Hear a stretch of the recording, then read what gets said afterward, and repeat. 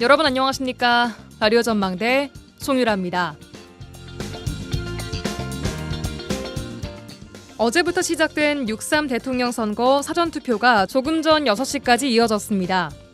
이번 사전투표는 부정선거 음모론과의 전면전이라고 할 만큼 많은 논란 속에 치러졌는데요. 경남 하동에서는 어젯밤 9시 39분쯤에 30대 남성이 하동군 선관위 건물 뒤편 배관을 타고 사무실을 침입하는 사건이 발생했습니다. 이 남성은 부정선거가 의심돼서 범행을 저질렀다고 했고요. 부정선거 음모론을 주장하는 유튜버들이 사전투표소 앞에서 확성기 등으로 투표를 방해하는 일도 일어났습니다. 선관위의 선거관리에 관한 내부적인 문제가 드러나기도 했는데요. 사전투표를 하려는 사람들이 몰리면서 투표용지가 외부로 유출되는 일이 있었고요. 지난 총선 당시 투표용지가 사전투표함에 들어있는 것이 확인되는 일도 있었습니다.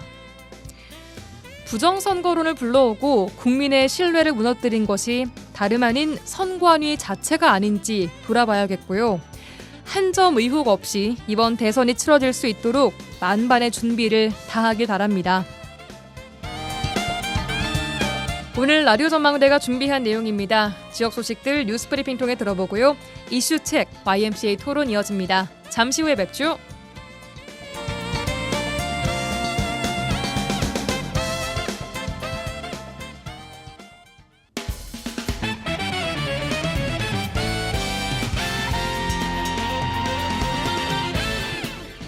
라디오 전망대 5월 30일 금요일 순서 출발합니다. 지역 뉴스부터 정리해보죠. 뉴스브리핑 GBS 뉴스의 차범준 편집국장과 함께하겠습니다. 안녕하세요. 네, 안녕하세요. 네, 조금 전 6시까지 사전투표가 마무리가 됐습니다. 전남 지역 상황부터 좀 알아볼까요? 네, 어제와 오늘 대통령 선거 사전투표가 진행됐는데요. 어제의 경우 전체 유권자 4,439만 1,871명 중에 869만 1,711명이 투표를 마쳐 전국 평균 19.58%의 투표율을 보인 바 있습니다. 예. 어제 지역별 투표율은 전남이 34.96%로 최고 투표율을 기록했고 이어 전북이 32.69%, 광주가 32.1% 등 호남 지역이 전국 평균보다 압도적인 높은 투표율을 보였습니다. 예. 어제에 이어 오늘 조금 전인 오후 5시 기준 전국 투표율은 32.95%로 집계됐고 광주가 49.92%, 전남 지역 투표율이 54.39%로 높은 투표율을 보였습니다. 예. 지역 정가에서는 광주 전남 지역의 높은 사전 투표율이 대선 결과에 어떤 결과를 미칠지를 두고 관심을 보이고 있는데요.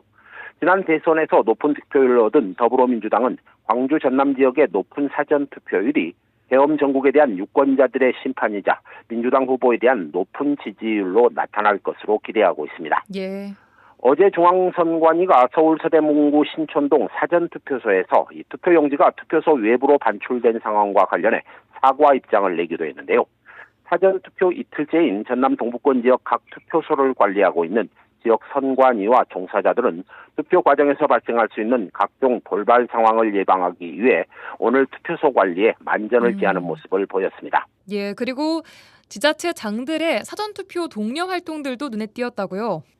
네, 이번 대선 사전투표와 관련해 공영민 고흥군수의 경우 이 사전투표를 하루 앞둔 28일 도심 곳곳을 돌며 투표 참여 독려 활동을 했는데요.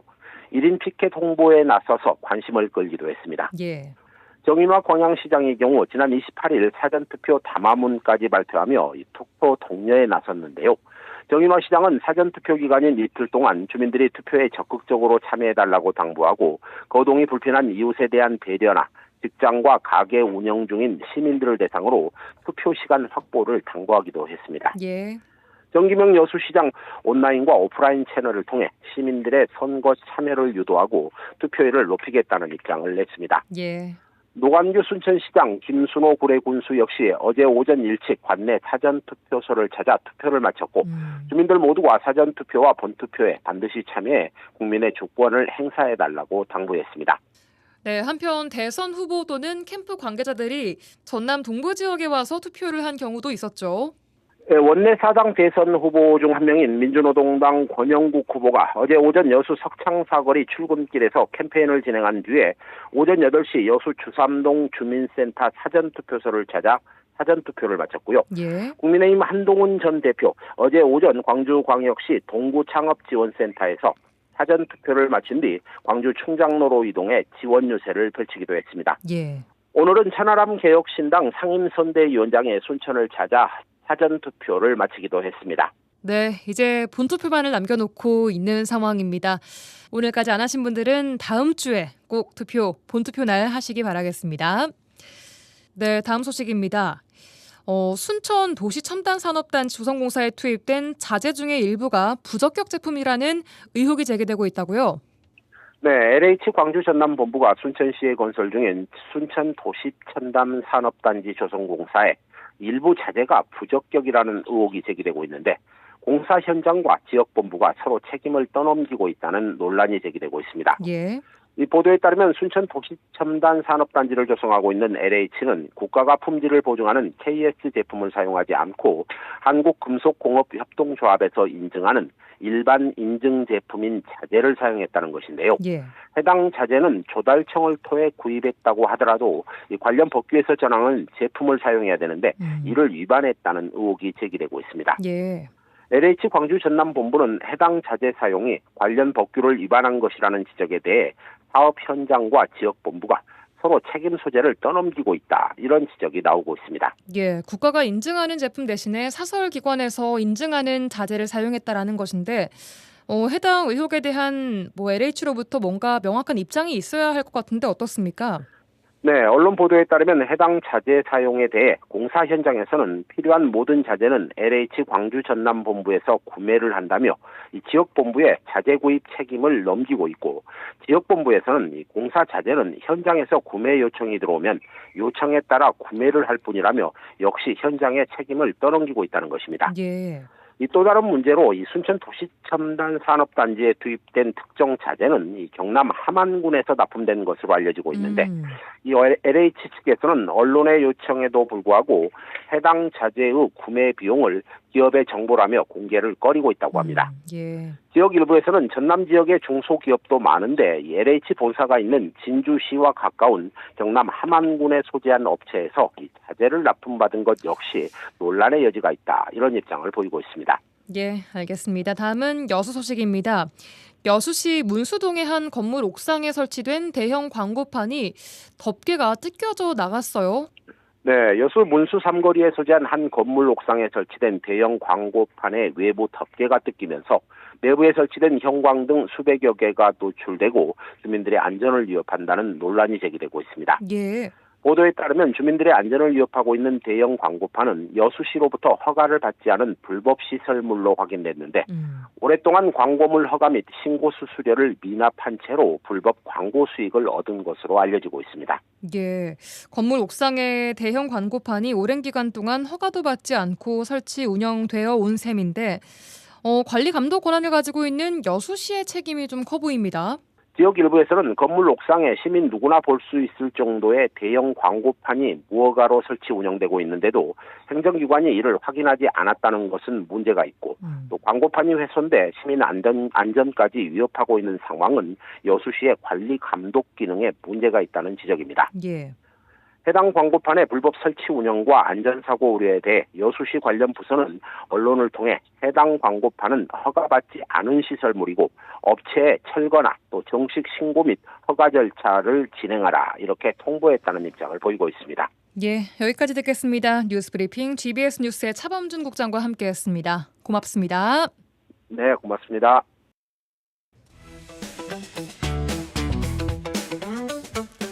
지역의 이슈를 직접 체크해드립니다. 이슈 체크. 네, 오늘도 이슈 체커 이미지 리포터와 함께하겠습니다. 안녕하세요. 네, 안녕하십니까? 자, 오늘은 어떤 이슈를 체크해볼까요? 네, 오늘의 이슈 체크. 뜨거웠던 사전투표 현장 체크해봅니다. 네, 조금 전이죠. 6시에 제21대 대통령 선거 사전투표가 끝이 났습니다. 네. 이번 사전투표는 정말로 역대급 뜨거운 관심 속에 치러진 것 같아요. 네, 어제와 오늘 이틀간 거쳐서 전국 3,568개의 투표소에서 사전투표가 진행됐습니다. 이틀 동안 오전 6시부터 오후 6시까지 투표가 진행됐는데요. 예. 오늘 오전 10시 사전투표 투표율은 최단 기간 1,000만 명 돌파 기록을 세웠는데요. 전국적으로요. 네, 맞습니다. 그래서 이제 어제부터 오늘도 오전부터 SNS 통해서 사전투표했던 인증도 굉장히 많이 올라오고 있어요. 뭐 SNS뿐 아니라 저희 뭐 친구들 단톡방, 지인 단톡방에서도 네. 이 투표 인증샷들이 끊임없이 올라오고 네, 있습니다. 맞습니다. 저도 그래요. 네. 자, 어제 오전부터 사전투표를 하려고 하는 시민들이 각 투표소마다 몰리면서 어떤 투표소 앞은 진짜 교통 혼잡, 주차난 등 정말로 복잡했다고요. 네, 제가 어제와 오늘 계속해서 지역에 있는 투표소를 좀 다녀왔는데요. 특히 어제 오전 7시경에는 여수 쌍봉동 주민센터 4층에 마련된 쌍봉 사전 투표장을 다녀왔었습니다. 그러니까 7시면은 이제 막 시작한 지 1시간쯤 그렇죠. 됐을 때. 네, 맞습니다. 예. 이른 아침부터 사전 투표를 하려는 시민이 굉장히 혼잡했어요. 그러니까 동사무소 가기 전부터 진입하려는 차, 나가려는 차, 대기하는 차, 정말 도로가 굉장히 혼잡했거든요. 예. 하지만 그런 혼잡도 개의치 않아 하고 질서 있게 투표를 하는 모습들이었습니다. 그랬군요. 특히 사전 투표를 하는 시민들마다 좀 웃음이 가득했어요. 얼굴에요? 네, 이른 아침 사전 투표를 하기 위해 일부러 평소보다 일찍 챙겨 나와서 투표를 하고 일찍 일터로 향하기도 하고요. 야간 근무라고 피곤하지만 그 피곤을 참고 일찍 투표를 하기도 했었습니다.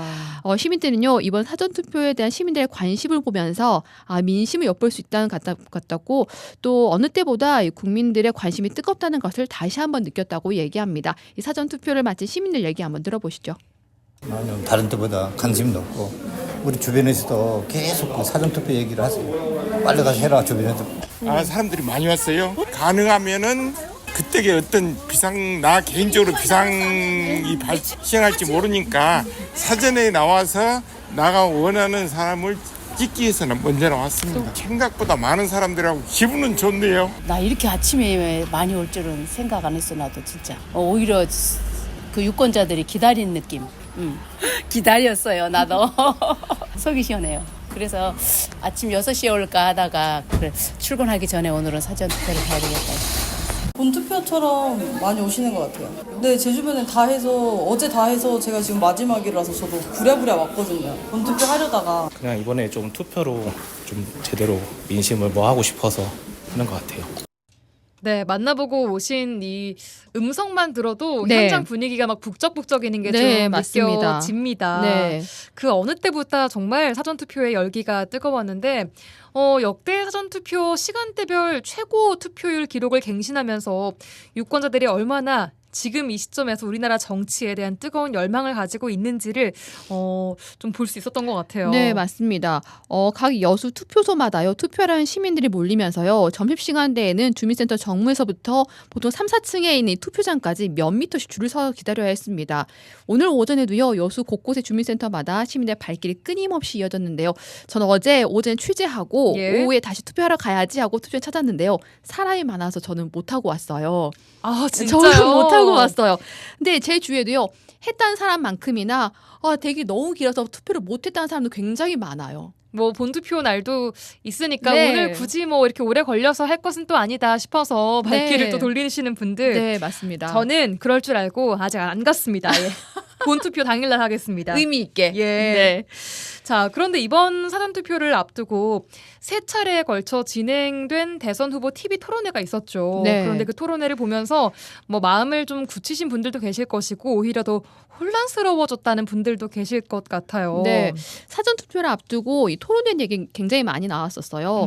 시민들은요 이번 토론회를 보면서 정책은 없고 네거티브만 난무한 후보들만의 아무 말 대잔치였다라고 평가를 하고 있습니다. 아무 말 대잔치였다. 네. 이미 마음속으로 후보를 지명했던 시민들은요 토론회를 보면서 상상했던 그대로여서 실망은 없었지만 더욱 마음이 굳어졌다라고 얘기를 이게 하고 무슨 있습니다. 얘기예요? 그러니까 특정 후보 뭐 A 후보를 지지를 했는데 네.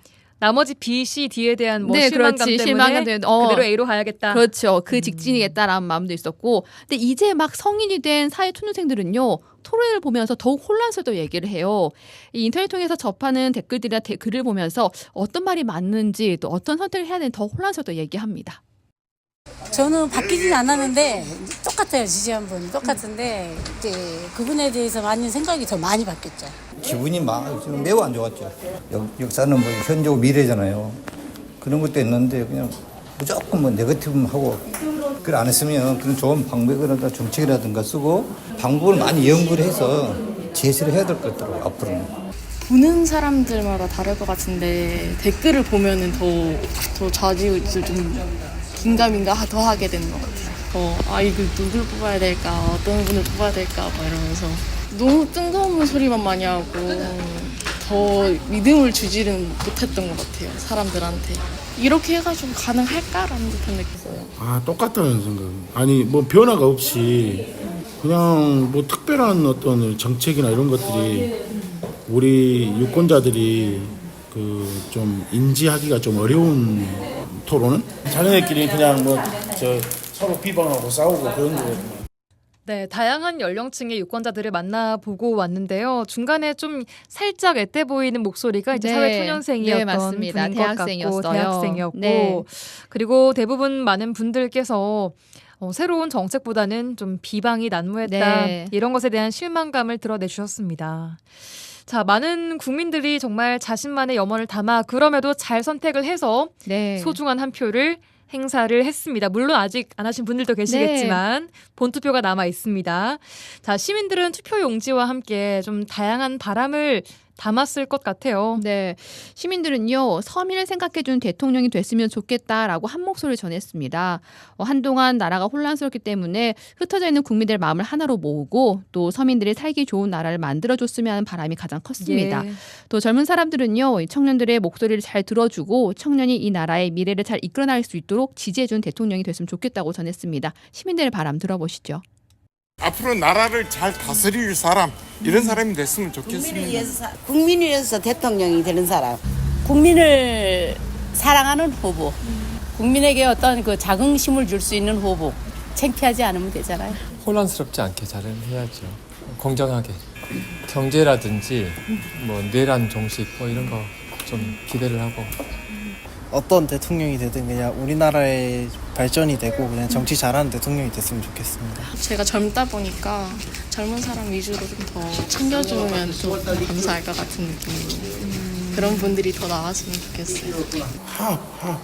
이게 서로 이렇게 편가르지 말고 이제 나라가 화합을 해서 뭐 좌우 이런 거 없이 뭐 진보 보수 없이 이제는 뭉쳐야 되지 않냐 리더가 그렇게 생각을 해요.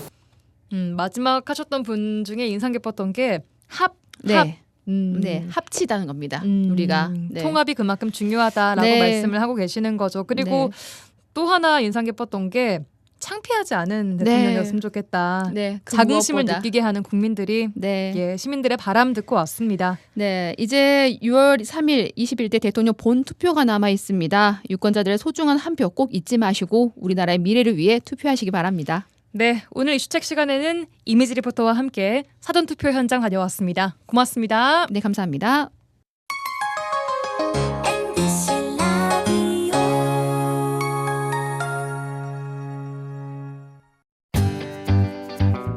지영민과 함께하는 친절한 시사. 여기는 여수 MBC 송유라의 라디오 전망대입니다.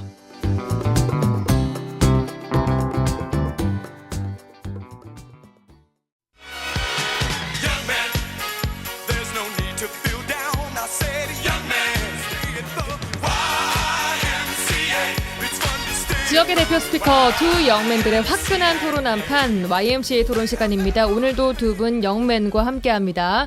여수와 순천 YMCA 김대희 김석 총장님 두 분 모셨습니다. 어서 오십시오. 네, 안녕하십니까. 안녕하세요. 안녕하세요. 자, 이제 사전 투표가 오늘로써 끝이 나고 정말 본투표가 얼마 남지 않은 날 또 만나 뵙게 됐습니다. 두 분 한 주간 잘 보내셨습니까? 김대희 총장님. 네, 그렇습니다. 이번 주 화요일 27일이었죠. 저는 국회를 갔는데요. 예. 우리나라 양육수당하고 유아수당이 뭐 따로따로 나가 있고 좀 굉장히 금액도 적고 불평등하게 되어 있는데 이 양육수당과 유아수당을 통폐합해서 좀 적정 수준으로 인상하자라는 그런 정책 공약을 더불어민주당 그 피처혁명 시민본부하고 정책 협약을 좀 맺었거든요. 그것 때문에 국회를 갔는데 예. 이번 대선으로 인해서 각종 그 정책 협의나 정책 주장 때문에 국회 그 기자회견장 자체가 예약이 불가능해요. 아, 네, 그래요. 뭐 거의 뭐 한 5분 10분 단위로 예. 수많은 사람들이 각 정당의 정책 협약 때문에 예. 아마 대선을 맞이해서 아마 그러한 정책들을 제안하는 모임 때문인데 저희들도 이 적정한 양육수당을 통해서 유치원이나 어린이집을 다니지 않는 아이들도 국가의 보호를 받는 시스템 때문에 아마 서울도 굉장히 국회가 좀 복잡하고 많은 사람들이 붐비는 걸 볼 수 있었고요. 그리고 28일 수요일이었죠. 수요일은 보통 우리가 어렵게 생활하는 청소년들이 있어요. 초등학교, 네. 중학교. 시키면 차상이라든가 경제적으로 어려운 한부모 또 뭐 다자녀 가정 등. 그래서 이런 친구들이 방과 후 이후에 오후 4시 이후에 저녁 9시까지 같이 학습도 시키고 어떤 진로 교육도 하고 문화생활도 즐기는 방과 후 아카데미라는 정부 운영 프로그램이 있는데 예. 저희도 그 청소년 수련관에서 해솔이라는 방과 후 아카데미를 하는데 GS 칼텍스 노동조합이 중심이 되어서 매년 후원을 하거든요. 그래서 이 후원 회박식도 같이 열면서 어렵게 생활하는 초등학교, 중학교 아이들의 학습 이나 여러 가지 진로에 대한 도움을 주는 이런 방과 후 프로그램 협약식도 같이 진행한 한 주였습니다. 예, 또 한 주 동안 유아 또 아동 우리 학생들 청소년들을 위한 또 의미 있는 행보를 또 하고 오신 것 같습니다. 김석 총장님 한 주간 잘 보내셨습니까? 네, 뭐 비슷하게 분주하게 보내고 있고 이제 다만 그 청소년들 참정권 그 투표 연령을 낮추는 것이 좀 필요하다는 운동을 저희가 YMC 계속 하고 있잖아요. 그래서 그 아이들과 함께하는 청소년 모의 투표 그런 거 좀 준비하고 그러고 있고 잠시 후에 이 이야기는 본격적으로 좀 나눠주세요. 예. 전체적으로 뭐 그것뿐만 아니라 그 선거 기간이 되다 보니까 왜 그런 거 있잖아요. 뭔가 이렇게 요구하는 것들이 되게 많아지는 게 있는데 우리 지역에 묵은 숙제가 있지 않습니까? 그게 다름이 아니라 여순 항쟁인데 그 신정훈 행자위원장 그다음에 뭐 조계원 의원, 김문수 의원이 다 함께 와가지고 유족 연합회하고 다 같이 여순 사건에 대해서 좀 철저하게 좀 진상규명도 하고 제주 4.3에 걸맞게끔 좀 품격 올리게 좀 하자 뭐 이런 이야기들이 좀 있었던 것 같고. 예. 개인적으로도 단체로는 못 하는데 개인적으로는 아까 빛의혁명 선거운동본부하고 여수 전남 동부권에 있는 시민사회 활동가가 그 뭔가 이렇게 필요한 정책 협의와 간담회를 가진 적이 있습니다. 예, 또 한 주간 분주하게 보내신 두 분의 근황 짧게 들어봤고요. 두 분은 혹시 사전 투표를 하셨습니까? 네, 했습니다. 두 분 다 했습니다. 하셨어요. 네. 오, 빠르게 하셨네요. 근데 시간이 길지 않아요. 짧게요. 신분하기만 되면 바로 뭐 한 1, 2분 안에 할 수 있기 때문에 그래요? 줄은 많이 있던데 근데 생각보다도 기다리는 시간이 길어서 그렇지. 뭐 전남 지역의 투표를 보시면 알겠지만 특히 우리 지역에는 그 어르신들도 줄을 네네. 엄청 서서 하셨다고들. 제가 목요일 날 어제 주암면회를 갔다가 결국 투표는 덕연동에서 했는데 주암면 주암 자원순환센터 주암 자원순환 페스티벌을 위해서 갔다가 거기서 투표를 하고 올 걸 제가 살고 있는 곳이 덕연동이다 보니까 줄이? 덕연동에 갔는데 주차장에 들어가기도 어려울 정도로 긴 시간 동안 대기했고 주차장에 차가 막 이렇게 줄을 지어 있을 정도로 서 있는데 오늘이 6월 3일인가 싶을 정도로 그래서 되게 저는 투표율기가 높았습니다. 눈치 싸움에 성공하기 위해서 6월 3일 날 저는 하려고 네, 기다리고 있습니다. 자, 이제 다음 주 화요일에 본투표 예정되어 있고요. 미리 두 분처럼 투표를 하신 분들도 많이 있지만 이번 대선에는 좀 성격상 대통령 탄핵으로 치러지는 조기 대선인 만큼 유권자들이 어떤 후보를 선택할지 결정하기까지의 시간적 여유가 그리 많지가 않았습니다. 마지막까지 누구를 뽑아야 하나라는 고민을 계속하는 분들이 주변에 많이 있고 또 보니까 아무한테도 표를 던지고 싶지가 않다라고 말씀하시는 분들도 계십니다. 자, 그래서 오늘은 참정권 전반적인 이야기를 좀 해보도록 할게요. 뭐 제가 저의 뭐 개인 주변 친구들이나 주변 지인들의 이야기지만 뭐 아무도 찍을 사람이 없다. 그냥 근데 참정권을 행사는 해야겠으니까 그냥 투표칸 안에 기권표 찍고 오겠다. 뭐 이런 식으로 이야기를 하는 지인들도 있더라고요. 참정권은 거부할 수 있는 권리인가? 이 질문에 대해서 두 분은 어떻게 생각을 하십니까? 먼저 김대희 총장님. 네, 저는 헌법에서 보장된 가장 기본권 중에 하나이기도 한데요. 특히 이제 생명권이 있어요. 생명권도 우리 인간의 기본권이죠. 예. 그건 개인의 육체적 생명에 대한 권한이잖아요. 자기 개인 육체적 생명은 누구나 침해할 수 없듯이. 근데 참정권은요, 정치적 생명이에요. 그러니까 정치적 생명을 뜻하는 이 참정권은 절대 포기하면 안 되죠. 그러니까 선거라는 것은 최선을 선택하는 게 아니거든요. 차선을 선택하는 겁니다. 차선? 네, 최선책을 예. 최고의 선택을 하는 것이 아니라 예. 그 다음에 선택을 하는 것이 무슨 의미예요? 제일 좋은 걸 해야죠. 없을 수도 있잖아요. 그죠? 없을 수도 요즘 있다면 사람들 말로는 네. 뭐 차 악을 뽑는다 이런 이야기들도 많이들 하세요, 진짜. 그러지 않았으면 좋겠어요. 네. 그렇지는 않고요. 최선을 선택하지만 본인 마당에 최선이 없다라고 한다면 그 다음 두 번째 순서라도 선택하는 것이 투표거든요. 예. 아예 마음에 안 든다고 해서 빠지는 것이 아니라 좀 그런 측면이라고 보는 거고 예. 실제로 우리가 국가의 주인이 국민이잖아요. 국민은 결국은 자기가 만들 나라, 자기가 만들 정치인을 선택하는 거잖아요. 우리가 부모로 선택할 수 없잖아요. 자식이 부모로 선택할 수 없는데 이 참정권은 나의 생명과 나의 경제적 권한과 나의 모든 인간다움을 선택할 수 있는 인간다움을 만들어주는 정치를 누가 할 것인지를 선택해주는 중요한 영역이기 때문에 저는 절대 포기해서는 안 된다 봐요. 알겠습니다. 최선이었다면 차선이라도 뽑아라. 김석 그게 총장님 핵심입니다. 아까부터 의미심장한 웃음을 짓고 계신데 아니, 이런 질문을 제가 첫 번째 받아보고 되게 유미한 질문이다. 왜 나는 이런 생각을 못했을까라고 생각했어요.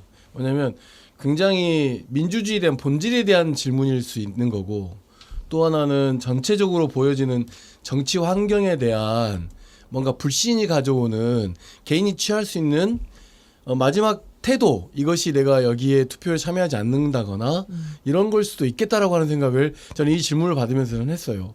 충분히 거기에 대한 존중이 있는 거고 예. 근데 다만 이제 저의 의견을 물어본다고 한다면 왜 나라라고 하는 게 우리가 국가의 구성원이잖아요. 그러니까 예전에는 개인들이 다 국가에 맞췄다고 한다면 지금은 시대가 좀 전환되면서 개인의 개인에게. 행복까지도 국가가 영향을 미칠 수 있는 상황이 되어야 된다고 보거든요. 뭔가 이렇게 정치 환경이 그렇게 변화되어 가고 있는 과정이라고 생각하고 있기 때문에 일단은 그 과정이 지난 겨울 올봄 초에 우리가 광장을 통해서 얼마나 민주주의가 굉장히 한번 이렇게 외면하면 얼마나 쉽게 망가질 수 있는 것인지도 확인했기 때문에 그 국가의 구성원이라고 하고 있는 나의 이 참정권을 그러니까 이런 표현도 좀 안 맞을 수도 있겠어요. 포기하기보다 행사하는데 행사가 어떤 걸 선택해야 되는 거잖아요. 지금 우리는 예를 들면 그렇죠. 후보들 중에 선택해야 되는 거기 때문에 선택한 후보를 찾으시라. 선택한 후보를 포기하지 말고 열심히 찾아보시라. 있는 후보 끝까지 중에 포기하지 말고. 끝까지 포기하지 말고 찾으셨으면 좋겠다. 네, 그런 말씀을 좀 드리고 싶은데 예. 설득이 안 되겠죠. 그 아까 제가 주장했던 그런 무효표를 찍고 싶다라고 하신 분들의 근거로는 뭐 비판적인 침묵도 이것도 내 표현의 자유다 이렇게 또 말씀하시는 분들도 계시더라고요. 저도 그게 동의가 됐는데 내란 한번 경험하고 나니까 당분간은 아닌 것 같아요. 당분간 진짜로. 지금만큼은. 저는 그 전에까지는 되게 존중했거든요. 무효표하고 뭐 그러세요? 또는 예. 투표 참여하지 않는 것에 대한 개인의 의사라고 생각했는데 지난 윤석열 정부가 보여준 그 폭정과 내란을 보면서 지금 이 타이밍은 아닌 것 같다는 생각이 좀 듭니다. 지금은 아닌 것 같다. 알겠습니다. 자, 그럼 이 질문도 한번 드려볼게요. 이것도 뭐 여러 가지 질문 자체 해석이 있을 수 있겠습니다만 우리 사회는 참정권을 좀 자유롭게 행사를 할 수 있는 사회라고 생각을 하십니까? 김대희 총장님? 제가 보기에는 최근인 것 같아요. 왜냐하면 우리나라가 보통 5,000년 유구한 역사라고 하는데요. 참정권 누구나다. 이게 살아있는 성인이라면 혹은 뭐 특정 연령 이상이라면 누구나 다 자유롭게 자기 의사를 남한테 제약받지 않고 자유롭게 표시하는 이 참정권은 우리도 1948년 5월 10일 해방된 이후에 재헌회를 만들 때 주어졌고요. 유럽이나 미국도 1948년, 1960년이 되어서야 여성들이 투표권을 가졌던 시기였거든요. 이게 최근인 거죠. 그런데 이제 문제는 참정권을 누구나 준다는 게 아니라요. 말 그대로 내가 눈치 보지 않고 나의 생각대로 자유롭게 투표를 한 경우는 저희는 87년 6월 항쟁 이후라고 봐요. 그전에는 돈에 의해서 매수가 되거나 난 찍고 싶은데 누가 돈을 줘. 자기 생각과는 다르게 돈 주는 사람을 찍거나 아니면 공무원들이 어떻든 강압적이거나 공무원들이 뭐 유혹을 통해서 관건 선거를 통해서 내 참정권을 행사한 시기가 바로 30년, 40년 전까지도 이어졌거든요. 40년도 안 됐다. 그렇게 된 지가. 최근에서 이렇게 자유롭게 그나마 물론 이제 뭐 근권 선거라든가 관건은 있을 수는 있겠죠. 어디서나. 하지만 대체적으로 보면 자기가 남한테 눈치 보지 않고 또 남의 강요에 의하지 않고 자기의 정치적인 내용을 표시하는 참정권은 올바르고 민주적인 참정권은 최근에 87년도 이후에 그나마 만들어졌는데 이것도 수많은 국민들의 피와 눈물의 싸움 속에서 얻어진 거라고 저는 생각을 합니다. 김석 총장님. 저는 이제 제도적으로는 상당히 보장되어 있다고 생각해요. 예. 왜냐하면 선거 연령도 18세로 낮아졌고 그다음에 뭐 부재자뿐만 아니라 사전 투표도 막 하게 되고 예, 그다음에 곳곳에 SNS에서 정치적 표현이랄지 이런 것도 굉장히 좀 다양해진 거죠. 그래서 형식적으로 놓고 보면은 누구나 자유롭게 참정권을 행사할 수 있다라고 볼 수 있는데. 근데 이제 실질적으로는 좀 제약되어 있는 것도 마찬가지인 것 같아요. 여전히. 어떤 부분에서요? 87년 6월 민주항쟁 이후에 직접 대통령을 뽑는 그 선거가 되면서 왜냐하면 정당의 양당 구조로 되어 있잖아요. 양당 구조로 되어 있다 보니까 상당히 조직적인 역량들이 강하단 말이에요.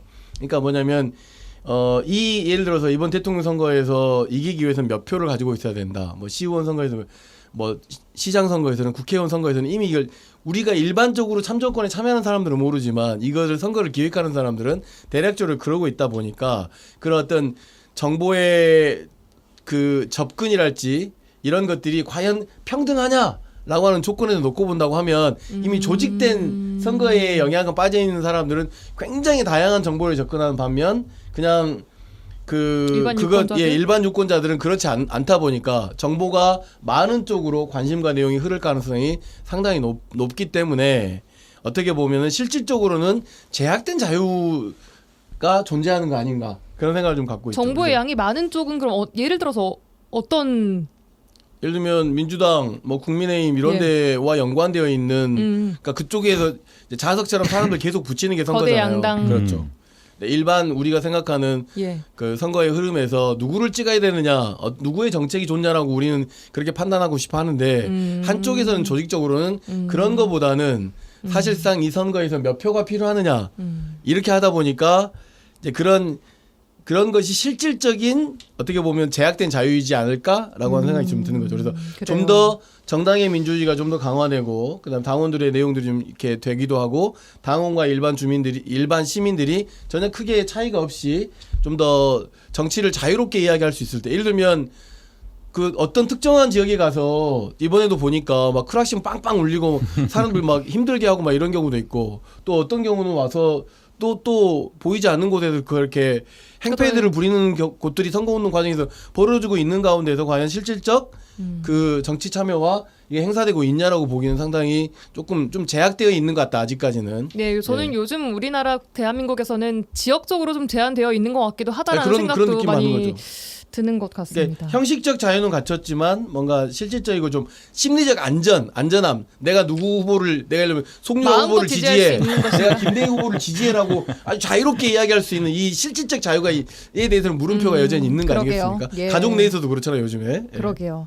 명절 때 정치 얘기하지 말라 그러고. 누구에게나 어떤 상황에서든지 간에 이야기할 수 있는 그 자유함이 있을 때 실질적 자유가 있는 것이다. 라고 그렇습니다. 생각합니다. 생각할 사람들이 많은 것 같아요. 그렇죠. 지금 다음에도 이건 얘기 더 해보도록 하고요. 자, 선거하면은 투표율이 가장 중요하겠죠. 당선과 직결되니까요. 이번 대선에서는 유독 지자체 차원의 투표 동료가 많다 이런 이야기가 나오고 있습니다. 좀 어떻게 보십니까, 김대희 총장님? 제가 보기에는 김영록 지사님께서 그 바쁘신데 순천을 방문하셨대요. 근데 전라남도도 저도 한 3일 전 투표 동료 문자 메시지를 봤어요. 그래서 전라남도가 투표를 참여하라는 동료 문자를 보내는 것을 제가 처음 봤고요. 그리고 김영록 도지사가 순천에서 1인 피켓 캠페인을 하더라고요. 투표 동료 참여를. 동료 홍보 캠페인. 네. 그러면서 이게 뭐냐 대체. 그게 뭐가 이상합니까? 투표 동료를 하는 건데. 그 맞죠. 근데 이제 이게 처음이잖아요. 그리고 또 처음이에요? 네, 부산이라든가 그런가요? 다른 곳을 보니까 거긴 또 빨간색 현수막이라든가 빨간색 옷을 가지고 특정 정당을 연상하는 그런 행태를 보면서 야 이거 기초지자체가 예. 투표 동료하는 문자도 아니고 왜 광역도지사가 이 전남 지역은 그렇게 하지? 예. 하는 느낌이 있어서 독특하다. 물론 이제 투표를 독려하는 것은 나쁘지 않죠. 너무 부정적으로 보지 마세요. 그냥 그렇다면 뭐 투표 동료했다. 어떻게 보세요, 김석 총장님께서는? 저는 단순하게 투표 동료를 위해서 자기 나름의 역할과 내용을 자기 역량을 드러내려고 했다라고 저는 긍정적으로 예. 봅니다. 예. 아침에 제 아내가 그쪽으로 출근을 하는데 네. 봤다고 그러더라고요. 에이 선거운동은 아닐 거야. 투표 동료겠지. 라고 생각했죠. 무슨 이야기냐면 선거법이 약간 좀 개정이 되면서 요 작은 피켓 25cm인가요? 요거를 들고 누구나 다 이렇게 투표 동료를 할 수 있게 되어 있어요. 예. 근데 이런 과정에서 뭐 물론 여러 가지의 그 염려가 좀 걱정되긴 하지만 그래도 내란 이후에 이번 투표를 좀 적극적으로 좀 참여하는 것이 예. 일단은 좀 도지사로서 역할이겠다라는 생각이 들고 두 번째는 어쨌든 도지사도 정당 공천을 받는 사람 아닙니까? 그 부분인 거죠. 예, 그러니까, 예. 그러니까 내년 또 지방선거 아닙니까? 예. 뭐라도 해야죠. 합법적으로. 반간접적인 뭐라도 해야 되지 않겠습니까? 그런 의미에서 투표 동료를 도지사님이 했다. 뭐 이렇게 좀 긍정적으로 봐줍시다. 그냥.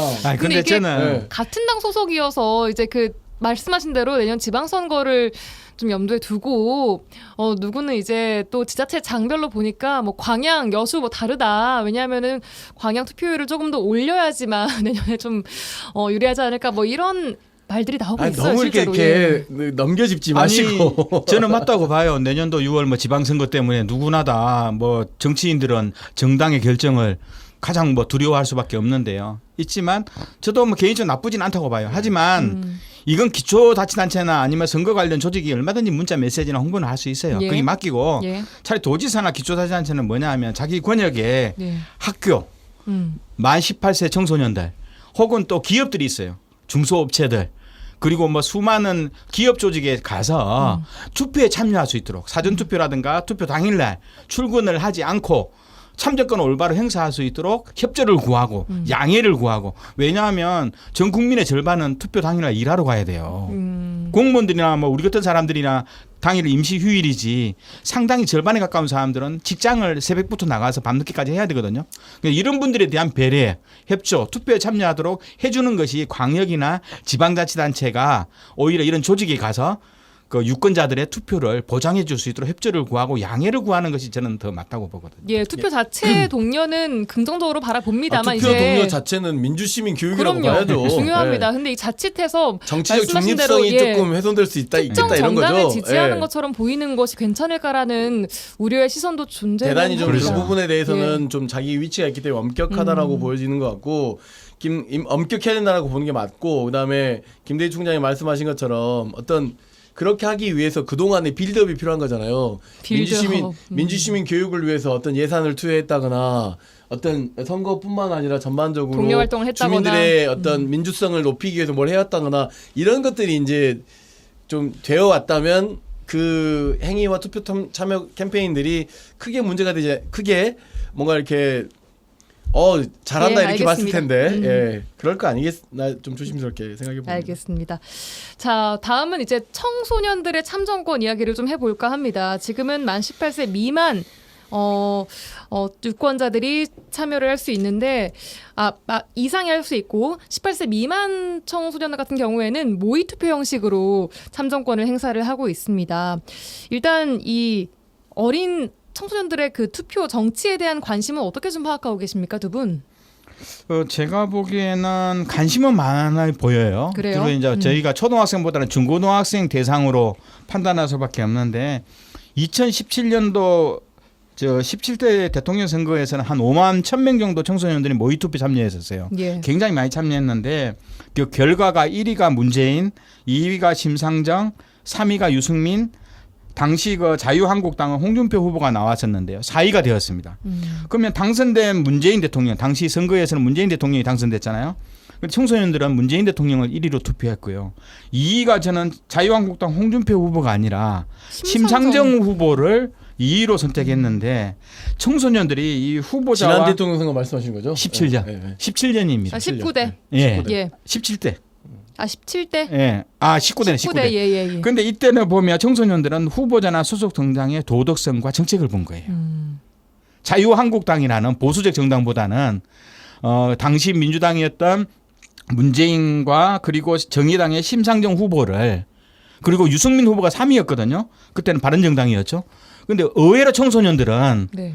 나름대로 그 도덕성이라든가 정책을 주요한 근거로 선택을 했고 예. 그리고 22년 지난 3년 전 대선에서는 이재명 후보를 전국 1위로 압도적으로 청소년들이 뽑았거든요. 예. 이걸 보면 대선에서는 그 정당이나 후보의 도덕성과 정책을 놓고 뽑는다는 경향을 우리가 알 수가 있습니다. 그리고 지난 20년이 21대 국회의원 선거였죠. 총선이었는데 국회의원을 선출한 총선에서는 한 8,100명 정도 청소년들이 모의 투표에 참여했는데 예. 당시는 이제 비례대표 정당을 뽑았어요. 예. 비례대표 정당은 더불어시민당하고 정의당 뭐 이런 약간 진보적이고 민주적인적 성격이 있는 정당의 청소년들이 압도적으로 찍었다는 겁니다. 이게 전국적인 데이터인가요?